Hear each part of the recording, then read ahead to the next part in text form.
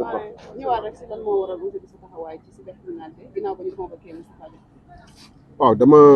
dama jàppoon ni Moustapha Diakhaté woo nañ ko waxtu bi war nañu bàyyi mu dellu këram ndax gisuma sax lu tax ñu koy woo déglu naa émission bi naam mun na am moom ci façon ngi waxam am na nu mu waxee waaye waxu fi lenn lu ñaaw te waxu fi lenn loo xam ne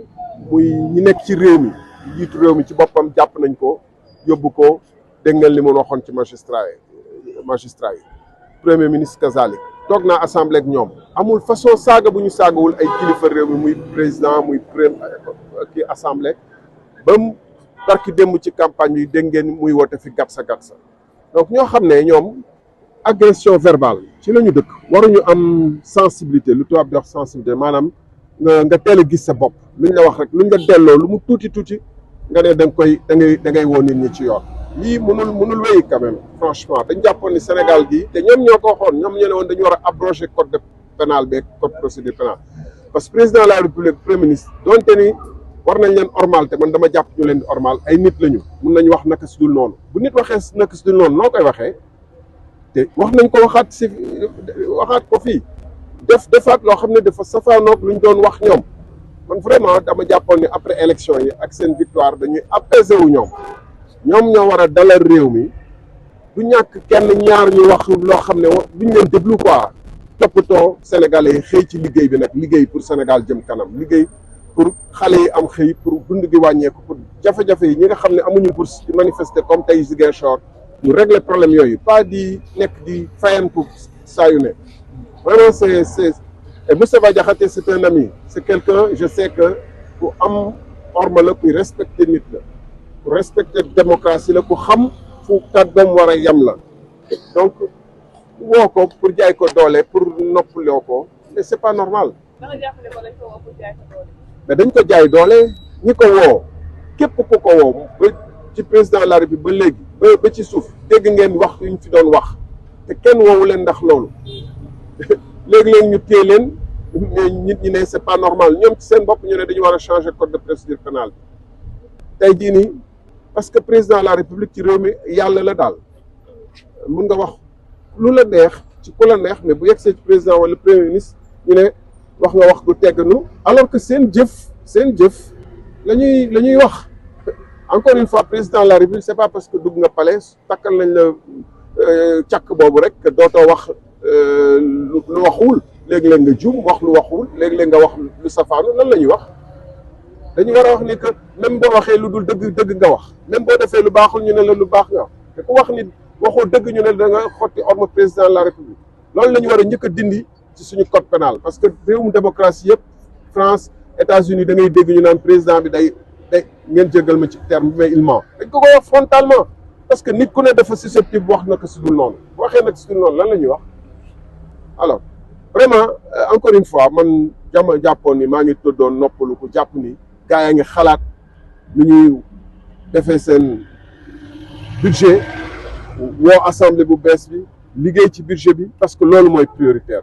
liggéey ci seen dette bu élevé bi naka lañ koy régler liggéey ci naka la ñuy régler problème mu sénégalais yi nga xam ne ñu ngi koy jànkoonteel au jour le jour ba nga xam ne ñu bëri tey fayee ko ñu seen salaire am na ay agence ak ay direction yoo xam ne ñu ci seen ñaareelu weer wala ñetteelu weer sans salaire même assemblée nationale dagg nañ fa lu bëri ci salaire u député yu war a génn parce que jàpp nañu ni que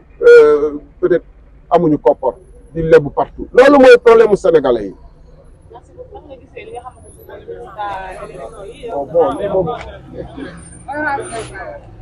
Non, je voudrais dire que je suis moi-même surpris de me retrouver là parce que je pensais qu'à cette heure-ci Moustapha Diakhaté était relaxé sans autre forme. Il n'aurait jamais dû être convoqué.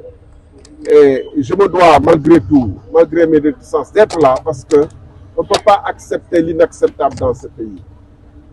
On a entendu des propos autrement plus graves et outranciers. Et chaque jour, moi j'étais à l'Assemblée nationale, j'ai entendu des ministres être traités de menteurs, des généraux être traités d'assassins, des présidents de la République de tous les noms. C'est les mêmes qui cultivaient ça, qui, à longueur de journée, font insulter les gens dans les réseaux sociaux, qui décrètent 72 heures de punition de quelqu'un, qui ont une sensibilité de Sainte-Nitouche dès lors qu'on leur renvoie 1 millième de ce qu'ils ont dit. Ça, c'est inadmissible. on est dans une démocratie. Et le président de la République n'est ni un dieu, ni un saint, au point d'être exempt de défauts, d'être exempt de trébucher, de faire des erreurs. Et quand il fait des erreurs ou quand il dit une chose et fait le contraire, comment on traite ça? Quand il dit des choses qui sont fausses, comment on va lui dire? Alors, il faut arrêter et changer le code pénal. Aujourd'hui, les Sénégalais s'attendent à ce que le président de la République, le Premier ministre soient vraiment, et l'ensemble de leur structure, soient focus, concentrés sur comment chercher des solutions aux problèmes immenses qui assaillent le Sénégal. Ils ne devraient même pas avoir le temps d'écouter des émissions de celles de Moustapha Diakhaté ou d'autres. Ils doivent être focus sur les enfants qui sont en train de s'organiser pour aller en mer, ou les enfants qui font des grèves pour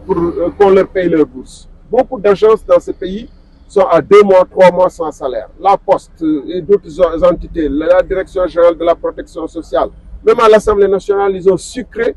une partie des salaires des députés. Le HCCT, le CESE, n'en parlons pas. Donc, voilà des problèmes graves qui assaillent le pays. La dette, dans 2 mois, ils auront peut-être une échéance qu'il va être difficile de régler. Voilà les problèmes de ce pays sur lesquels, mais leur attention doit être focus. Ils ne doivent pas avoir le temps de s'occuper de détails. Moi, je considérais qu'ils n'ont pas le temps d'écouter Moustapha Diakhaté ou Thierno Sall ou quelqu'un d'autre qui peut dire ce qu'il veut sur les réseaux sociaux. Qu'est-ce que ça change? Donc, ils ont un nouveau mandat. Ils doivent focus sur les problèmes du pays. Focus sur les gens qui sont dans des zones, dans le monde rural que j'ai vu, qui restent 6 mois sans forage. Les forages ne fonctionnent pas. Des gens qui sont dans l'obscurité. Voilà suffisamment d'adversaires. Je vous remercie.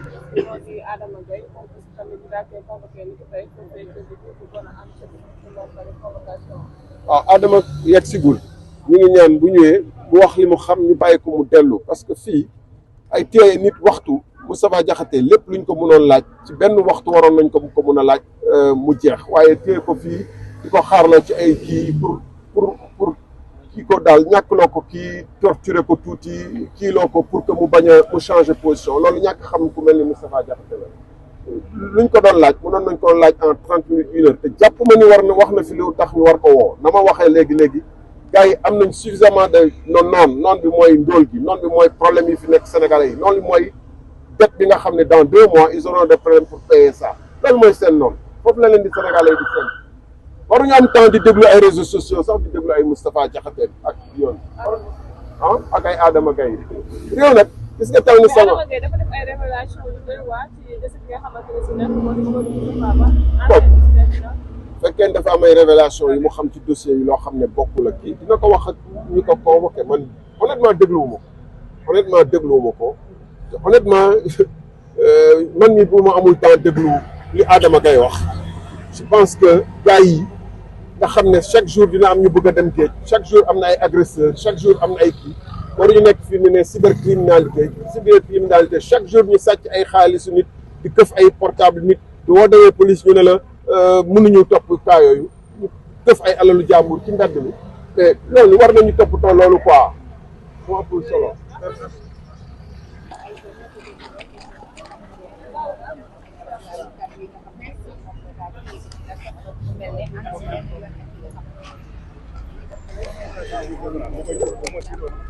jërëjëf mbokk yi ñu ngi ko kooku mooy Thierno Alassane Sall moom nga xamante ne bii ñëwoon na